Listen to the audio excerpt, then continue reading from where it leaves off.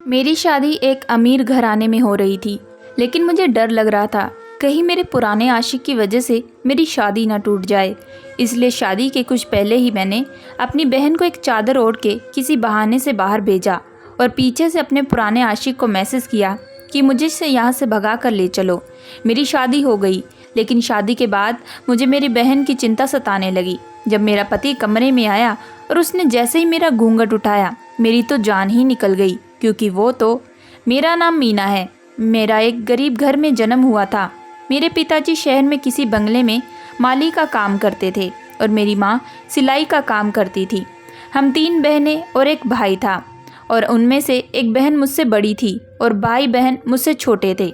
हम ऐसे ही जी रहे थे कि हमें 2 वक्त का खाना भी बड़ी मुश्किल से नसीब होता। जैसे जैसे मैं बड़ी होती गई, मेरी इस गरीबी से नफ़रत भी बढ़ने लगी। मैं अक्सर भगवान से शिकायत करती कि मुझे इस गरीबी घर में क्यों पैदा किया। मेरे सब भाई बहन इसी ज़िंदगी में खुश थे, लेकिन मैं इस ज़िंदगी से उब चुकी थी। मेरे सपने बड़े थे, और होते भी क्यों नहीं, मैं थी ही इतनी खूबसूरत। मेरी दीदी कहा करती थी कि तुम्हें तो किसी महल में पैदा होना चाहिए था। कभी कभी मैं सोचती कि ये छोटा सा घर मेरी पर्सनैलिटी को सूट नहीं होता। हम भाई बहनों में सबसे प्यारी थी, इसलिए सबकी लाडली भी थी। चारों ओर मेरी खूबसूरती के ही चर्चे होते। इलाके का हर लड़का मुझसे दोस्ती करना चाहता था, लेकिन मैं तो किसी की तरफ एक नज़र उठा के देखना भी पसंद नहीं करती। पढ़ाई के बहाने मैं सहेलियों के साथ घंटों घंटों बाहर ही समय बिताती। वैसे भी मैं अपने दोनों बहनों के मुकाबले मैं अलग स्वभाव की लड़की थी।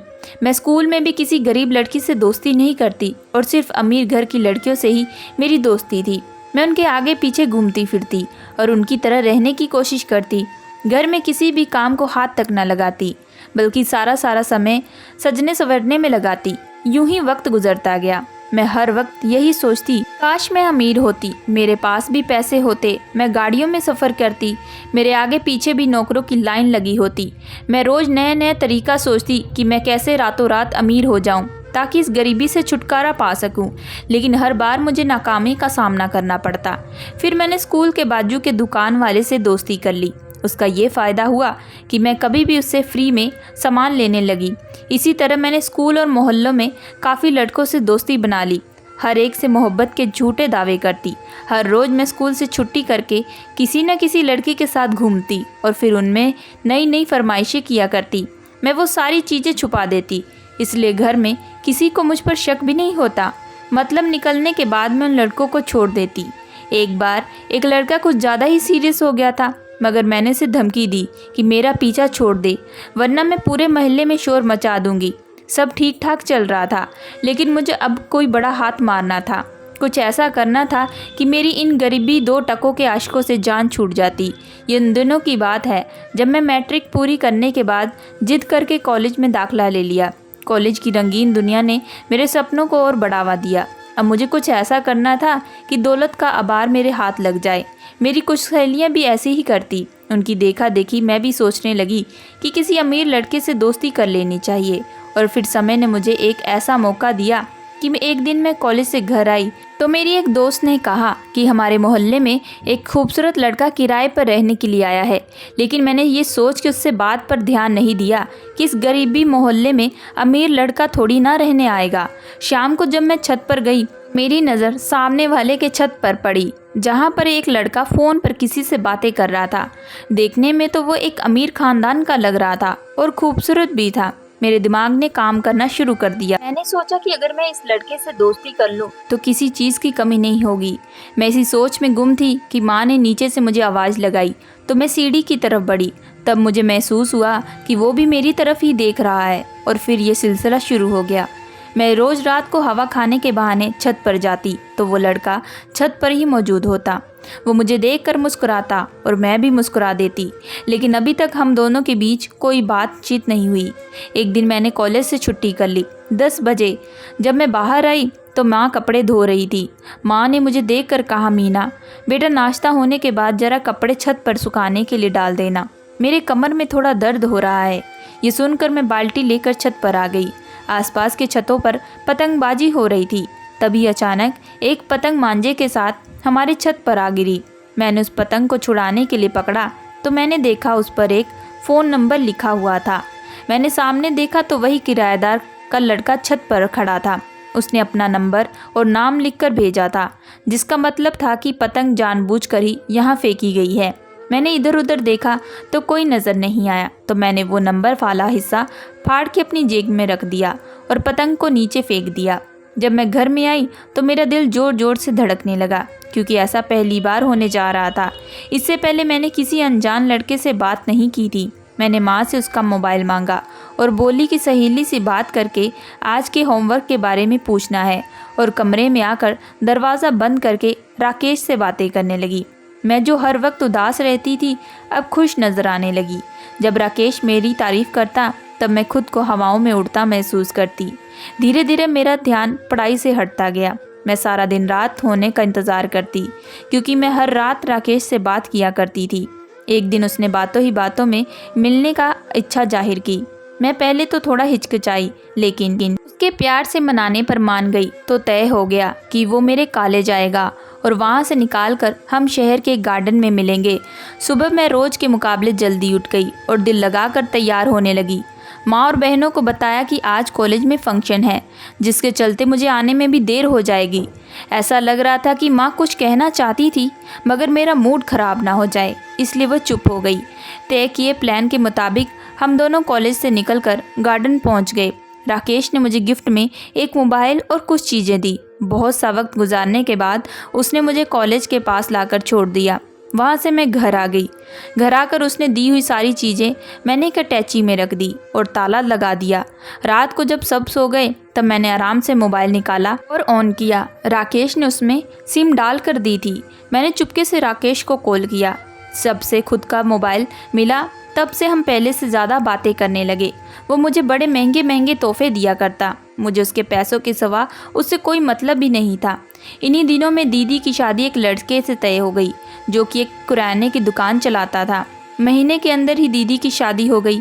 पिताजी के एक दोस्त ने बचपन से ही अपने लड़के के लिए मेरा हाथ मांग के रखा था, लेकिन मैं हमेशा अमीर घराने के सपने देख रही थी। इसलिए जब भी मेरी शादी की बात होती तो मैं साफ इनकार कर देती। मेरा दिल अब राकेश से भी उठने लगा था। इसका कारण था दीदी के रिश्तेदारों का कोई लड़का अमन था। अमन को मैंने दीदी की शादी में देखा था। वो एक मल्टीनेशनल कंपनी में मैनेजर था और उसका पगार भी तगड़ा था। उसके पिताजी बिजनेसमैन थे और बहुत अमीर भी, इसीलिए अमन मेरे लिए बेहतर था। अब मैं राकेश से पीछा छुड़ाने का सोचने लगी। राकेश भी शायद समझ चुका था, लेकिन वो छोड़ने के लिए तैयार नहीं था। अभी तक उसने इसी उम्मीद से मुझ पर खर्च किया था कि मैं उससे शादी करने वाली हूँ, लेकिन अब मैं उससे टालने लगी और नए नए बहाने बना के दीदी के यहाँ ठहरने जाती, ताकि अमन पर डोरे डाल सकूं। जहां अमन खड़ा होता मैं जानबूझकर उसके सामने जाके खड़ी हो जाती। अब अमन भी समझने लगा था कि मैं उसमें दिलचस्पी लेने लगी हूं। उधर मैं अभी भी राकेश के साथ थी, लेकिन अब अमन की वजह से मैंने उससे बातचीत कम कर दी। अमन एक अच्छा लड़का था, इसलिए दीदी भी यही चाहती थी कि मेरी शादी अमन से हो जाए, इसलिए उन्होंने अपनी ओर से कोशिश शुरू कर दी। बहुत जल्द अमन के घर वाले रिश्ता लेकर हमारे घर आ गए। मेरे पिताजी चाहते थे कि उनके दोस्त के बेटे के साथ मेरी शादी हो जाए, लेकिन मेरी जिद के आगे उन्होंने हार मान ली और अमन के साथ मेरी शादी हो गई। मेरी शादी तो अमीर घराने में तय हो गई, लेकिन मुझे अब राकेश का टेंशन था कि यही अगर उसे मालूम पड़ गया तो कहीं हंगामा ना खड़ा कर दे। मोहल्ले में ही रहता था तो खबर तो ऐसे ही मिलने वाली थी। मैंने बहुत कोशिश की कि उसे पता न चले, लेकिन एक दिन उसे पता चल ही गया। उसने फ़ोन किया तो काफ़ी गुस्से में कहने लगा कि मैंने सुना है कि किसी अमीर घराने में तुम्हारी शादी हो रही है। मैंने झूठ बोल दिया कि मेरी छोटी बहन का रिश्ता तय हुआ है। मेरी शादी तय नहीं हुई। ये सुन के उसे तसल्ली हुई। कहने लगा कि मैं तुमसे सचमुच शादी करना चाहता हूँ। अगर तुमने किसी और के बारे में सोचा तो तुम्हारे घर वालों को सब कुछ सच बता दूंगा। मैंने बड़ी मुश्किल से जान छुड़ाकर फ़ोन बंद किया और सोचने लगी अब इससे पीछा छुड़वाना पड़ेगा। ये ना हो कि ये किसी दिन घर आकर मेरी पोल खोल दे। मेरी शादी के दिन भी करीब आते गए। मेरे दिल में डर बढ़ने लगा कि राकेश को पता चल गया तो क्या होगा। उसकी दी हुई धमकी से मुझे डर भी लगने लगा था। मैंने घर से निकलना बंद कर दिया। जैसे जैसे मेरी शादी के दिन नज़दीक आते गए वैसे वैसे मेरी परेशानियां बढ़ती गई। इसी दौरान मैंने फ़ोन पर राकेश से रिश्ता तोड़ दिया। वो मुझे रोज़ कॉल करता, लेकिन मैं बात नहीं करती। आखिर मेरी शादी का दिन आ गया। मुझे टेंशन हो रही थी उसकी वजह से मेरी शादी ना टूट जाए, कहीं वो आकर सबको ना सच बता दे उसकी धमकी अगर सच साबित हुई तो ना सिर्फ मेरी शादी टूट जाएगी बल्कि मैं बदनाम भी हो जाती। आखिरकार मैंने एक योजना बनाई और शादी के पहले उसको मैसेज किया कि मेरे घर वाले मेरी बहन के साथ साथ मेरी भी शादी कर रहे हैं। वो पढ़कर परेशान हो गया, कहने लगा कि तुम इनकार कर दो। मैंने जवाब में उसे कहा कि नहीं, हम भाग जाएंगे, तुम आकर मुझे ले जाओ। वो मान गया और कहने लगा कि ठीक है, मैं आता हूँ। उसको मैसेज करने के बाद मैंने अपनी बहन को कहा कि ये चादर लो और घर के पिछले साइड पर चली जाना। ये बात सुनकर वो हैरान हो गई कि मैं क्यों जाऊं। वहाँ पर मैंने उसके आगे हाथ जोड़ दिए। आज मुझे बचा लो, सिर्फ तुम ही मुझे बचा सकती हो। मेरी बहन को सच बताकर मैंने कहा कि वो मेरी मदद करे। पहले तो उसने मुझ पर गुस्सा किया और फिर मेरी मदद करने से इनकार भी कर दिया। मैंने उसके कदमों में गिर गई और मदद की भीख मांगने लगी। आखिरकार वो मान गई। तब मैंने उसे कहा कि इस चादर से अपना चेहरा ढककर राकेश के साथ चली जाए, फिर जैसे ही मेरी शादी होके बारात निकल जाएगी तुम वापस आ जाना। मैंने सोचा कि एक बार मेरी शादी हो जाएगी तो वो मेरा कुछ नहीं बिगाड़ पाएगा। वैसे भी मुझे शादी करके यहाँ से चले जाना था, इतनी दूर कि वो मेरे पीछे भी ना आ सकेगा और ना ही मुझे ढूंढ सकेगा। मेरी बहन को मेरी दया आ गई। उसने चादर सर पर ली और चेहरा छुपाकर कमरे से बाहर चली गई। मैंने राकेश को कह दिया था कि वो भी घर के पिछली तरफ आ जाए। मेहमान आ चुके थे, इसलिए मैं नहीं चाहती थी कि सामने के दरवाजे से जाकर कोई तमाशा बने। मैंने अपने हिसाब से एक परफेक्ट प्लान बना दिया। मेरी बहन को कमरे से निकल के काफ़ी देर हो चुकी थी, इसीलिए अब मुझे परेशानी होने लगी थी। कुछ ही देर बाद बाहर शोर सुनाई दिया कि बारात आ गई है। 1 घंटे बाद मेरे कमरे में पंडित जी और मेरे घर वाले आ गए। थोड़ी देर बाद मेरी शादी हो गई। मेरी विदाई शुरू हो गई थी। मैंने घूंघट निकाला हुआ था। शादी के बाद मुझे मेरी बहन कहीं नज़र नहीं आ रही थी। जाने वो कहाँ थी। अब मुझे भी उसकी चिंता सताने लगी थी, लेकिन वो वापस नहीं आई थी। अभी यहाँ मुझे शादी के बाद सभी घर वालों का रवैया बहुत अजीब सा लग रहा था। मेरे पिताजी तुरंत बाहर चले गए और माँ भी पता नहीं कहाँ थी। खैर मैंने ज़्यादा सोचा नहीं और पति के घर आ गई। मैंने अपने पति का इंतज़ार करते हुए अपने बहन के बारे में सोच रही थी, कहीं राकेश ने उसे नुकसान तो पहुंचा नहीं दिया। कुछ देर बाद कमरे में दरवाजे पर दस्तक हुई और मेरे पति कमरे में दाखिल हो गए और मेरे सामने बैठ गए। मैं शर्म के मारे नज़रें झुकाकर बैठी थी। जैसे ही उसने मेरा घूंघट उठाया तो मेरी जान निकल गई। मैं चीखती हुई खड़ी हो गई। मेरे सामने जो मेरा दूल्हा था वो अमन नहीं था और ना ही राकेश था, वो तो कोई और लड़का था। मैं डरते हुए पीछे हटने लगी, चीख कर पूछने लगी तुम कौन हो। वो मुझे चीखते हुए देखकर डर गया, कहने लगा कि मैं तुम्हारा दूल्हा हूँ और तुम मेरी दुल्हन हो, तुम मीना हो ना। उसके बोलने से मुझे शक हुआ कि वह एबनॉर्मल है। मैं किसी भी तरह मान नहीं सकती थी कि मेरी शादी एक दिमागी तौर पर कमज़ोर आदमी से हुई है, पर उसे मेरा नाम कैसे मालूम था। मैंने उसे पूछा कि तुम मेरे दूल्हे कैसे हो सकते हो, अमन किधर है। वह चुप हो गया, तालियां बजाते हुए कहने लगा तुम्हारा दूल्हा भाग गया। मैंने उसे देखकर धक्का मारा और कमरे के बाहर आ गई। ये वो घर नहीं था जहां अमन रहता था, घर में कोई और था। तो वाकई मेरी शादी अमन के बदले किसी और से हो गई थी। मेरा दिमाग चकराने लगा। मैं इधर उधर देखने लगी, लेकिन कोई भी नज़र नहीं आ रहा था। मैंने सारे कमरों में जाकर देखा, लेकिन इतने बड़े घर में वो अकेला ही था। ये बात मुझे परेशान कर रही थी। मैंने चिल्लाकर पूछा कोई है। मेरे चिल्लाने से एक औरत बाहर निकल कर आई। वो इस घर की नौकरानी थी। मैंने पूछा मैं इस घर में कैसे आई, मेरे कमरे में कौन है। वो नौकरानी कहने लगी मेम साहब आप छोटे साहब की बीवी हैं, अभी थोड़ी देर पहले ही आपकी तो उनसे शादी हुई है। मैं खुद आपकी शादी में मौजूद थी। मुझे अब रोना आ रहा था। ये सब क्या हो रहा था, मुझे कुछ समझ में नहीं आ रहा था। मेरी शादी तो अमन से होने वाली थी, तो इस दरमियान ये कौन और कहाँ से आ गया जिससे मेरी शादी करा दी गई। मैं जितना सोचती उतना ही उलझ जाती। अगर मेरी शादी अमन से नहीं हुई तो राकेश से हो जाती, लेकिन ये कौन था जिसको मैंने पहले कभी नहीं देखा। मैंने घर से बाहर जाने की कोशिश की, लेकिन दरवाजे को बाहर से ताला लगाया हुआ था। ऐसा लग रहा था जैसे मुझे किसी ने अगवा कर लिया हो। नौकरानी कहने लगी मेम साहब छोटे साहब की बहन ने कहा था कि आप यहाँ से कहीं नहीं जा सकती। अचानक मेरा दिमाग चला और मैंने अपने घर फ़ोन किया। मेरी माँ ने फ़ोन उठाया और मुझे कहा कि तुम हमारे लिए अब मर गई हो, आज के बाद दोबारा फ़ोन मत करना। जितनी बेइज्जती हमारी तुमने करवाई थी, अब क्या कसर रह गई जो अब फ़ोन किया है। खबरदार जो आज के बाद हमसे दोबारा घुल मिलने की कोशिश की।